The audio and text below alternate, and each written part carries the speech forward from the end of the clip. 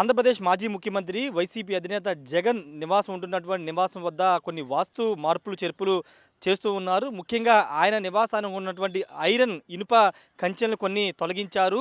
వాస్తు లోపాలు ఉన్న కారణంగానే వాటిని తొలగిస్తున్నారంటూ ఒక ప్రచారం జరుగుతుంది. ప్రస్తుతం నేను జగన్ నివాసం వద్దే ఉన్నాను. ఇది చూడవచ్చు మీరు.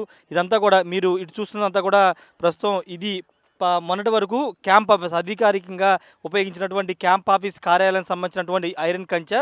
ఆ పక్కనే సేమ్ ఇదే విధంగా నివాసం కూడా ఉంటుంది. ఆ నివాసానికి అదేవిధంగా క్యాంప్ ఆఫీస్కి మధ్యలో ఉండేటి ఐరన్ ఆ కంచెను తొలగించినటువంటి దృశ్యాలు మనం చూస్తున్నాం. దాదాపు సగభాగం పైగా తొలగించారు. మొన్నటి వరకు కూడా పూర్తిగా అదంతా కూడా కప్పేసి ఉండేది ఐరన్ కంచెతో.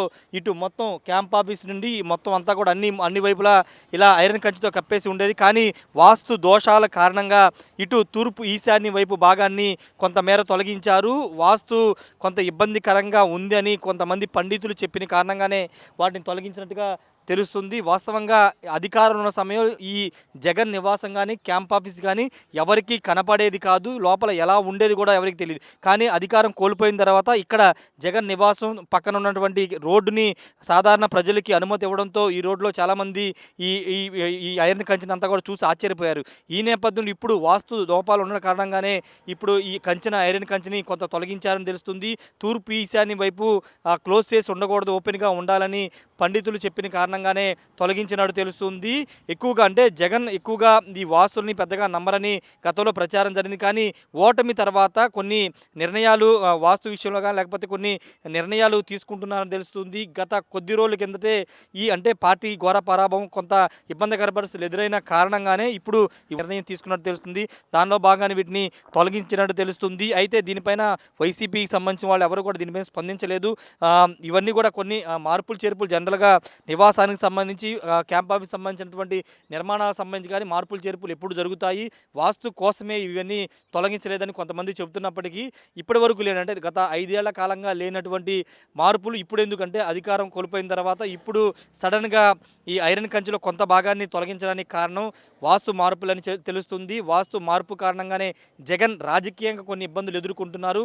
వాటిని తొలగాలంటే వాస్తులో ఆయన నివాసం ఉంటున్నటువంటి ఇంటికి సంబంధించిన వాస్తులో మార్పులు చేర్పులు చేయాలనే ఉద్దేశంతోనే ఇప్పుడు ఐరన్ కంచెని తొలగిస్తున్నట్టు తెలుస్తూ మరోసారి మీరు చూస్తే కనుక చుట్టూ మీకు ఎంత బలంగా ఐరన్ కంచెని ఏర్పాటు చేశారు చూడొచ్చు. ఎవరైనా దాడి చేయడానికి వచ్చినా, రాళ్లు వేసినా, ఏదైనా గన్తో పేల్చిన లోపలికి వెళ్ళకోకుండా ఉండే విధంగా చాలా బలంగా దీన్ని అయితే ఏర్పాటు చేశారు. దీని మీద కూడా పెద్ద ఎత్తున విమర్శలు వచ్చాయి. ఒక ప్యాలెస్ నిర్మాణం చేసుకుని ఒక కోటలాగా దీంట్లో జగన్ ఉంటున్నారంటూ గతంలో టీడీపీ నేతలు పెద్ద ఎత్తున ఆరోపణలు చేశారు.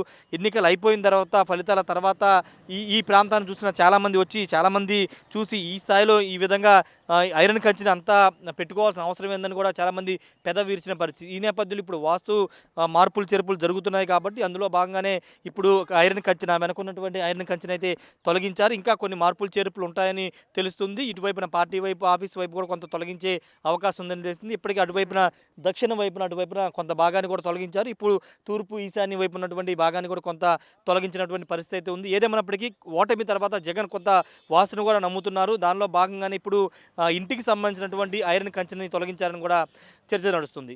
Camera person విజయ్తో Rayesh RTV Tadepalli నుండి.